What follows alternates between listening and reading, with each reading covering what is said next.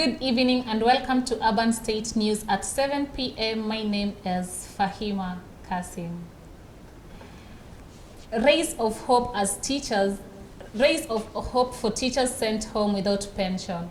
All teachers previously dismissed from services by Teachers Service Commission without their dues have another chance to lodge complaints afresh. This will be an opportunity for those who had lost hope to earn their pensions. The teachers include those who were interdicted without being paid pensions and other gratitudes. They now have an opportunity to place formal complaints through their Kenyan Union of Post-Primary Education Teachers, KUPPET branches. The claimant is required to attach the declaration form, copy of employment letter, bank account particulars, copy of ATM plate, copy of national ID, and the last pay slip. The formation of the CIA county government is still not complete. I made a promise to the chairman and to the secretary that at some point I want to see some faces from NAT and from KUPPET in the county government as a representation to bring the teachers' issues to the county government. That's a promise I made, and I mean to keep it. You have been very patient with me, Mr. Uko, and Mr. Dunga, you've been patient, but it's something we are committed to doing. I like your spirit of solidarity, of working together. 7 billion road project in Mombasa.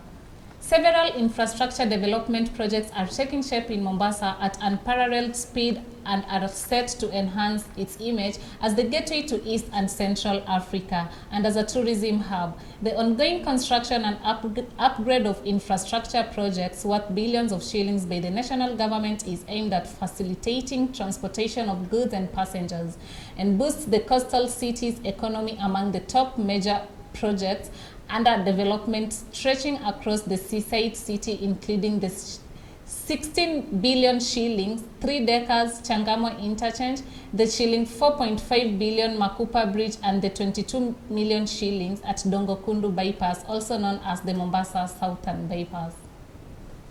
Na hii barabara inatarajiwa kukuwaka kutoka November last year mpaka 2025 kama November, na wametuhakikishia kwamba they are on course ya kwamba watamaliza hii barabara kwa wakati ambao inahitajika.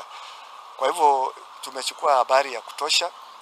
Kuna sehemu ambazo facilities zinaweza kutolewa ama kukuwa relocated kwa kimombo, kama facilities za Kenya Power, kuna bomba za maji ambayo ni ya coast water, kuna zile fiber ambazo zinapita hapa, lazima zikuwe. United Nations World Tourism Day is commemorated every 27th day of September. Each year since 1980, with the purpose of fostering awareness among international community on the importance of tourism, on its social, cultural, and political economic value. The date marks the anniversary of the adoption of the statutes of the organizations in 1970, paving the way for the establishment of UNWTO 5 years later. The yearly celebration seeks to address global challenges outlined in the 2030 Agenda for Sustainable Development and to highlight the contribution the tourism industry makes in reaching the sustainable development goals. Tourism is taking a back seat, and now new frontiers are coming up. So we are imagining tourism by asking for collaboration and cooperations. For example, right now standards are rising because international market is coming next to us, and we need to align ourselves with those standards of the international market. Tourism is the second largest contributor to the county GDP after agriculture. But when you look at the sharing of budget is the least. You'll find that this, which is the second largest contributor, receives the least amount of money as support, and that's why you will find a whole department in the county government will only receive close to 5 million, whereas in the flip side, it was second after agriculture in the contribution. Participation in this event serves as an opportunity for the locals and other organizations within Nakuru County to actively promote their work in the field of tourism and cultural heritage. World Contraceptive Day celebrations in Siaya. The government has reiterated its commitment to working with all stakeholders in the health and allied sectors to ensure improved access to family planning services, which is a component of reproductive health as enshrined in the country's constitution.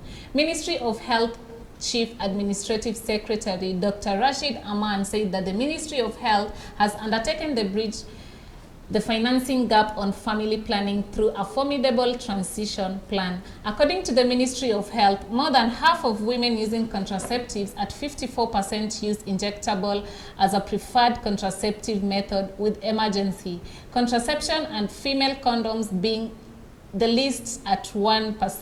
Siaya residents have also taken part in these celebrations.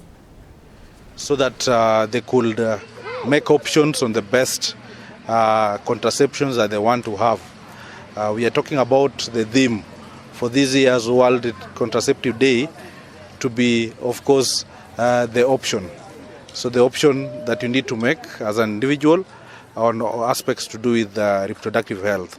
So this day is normally celebrated. The first one was celebrated in 2007 on the September the 26th, and that's why we have been making it a tradition to celebrate this day. Now in Siaya, the contraception, of course, rate is at 43%, but in our annual development plan of 2023-2024, we have anticipated to take it to 50%. So we are striving to get the 7% difference. And of course, if you look at the options that they had for the Kenya Vision 2030 was to get it to, of course, less than. Thank you for staying with us, our beautiful viewers, and that is all we have for today here at Urban State TV. I've been your host, Fahima Kasim. Until we meet tomorrow, bye.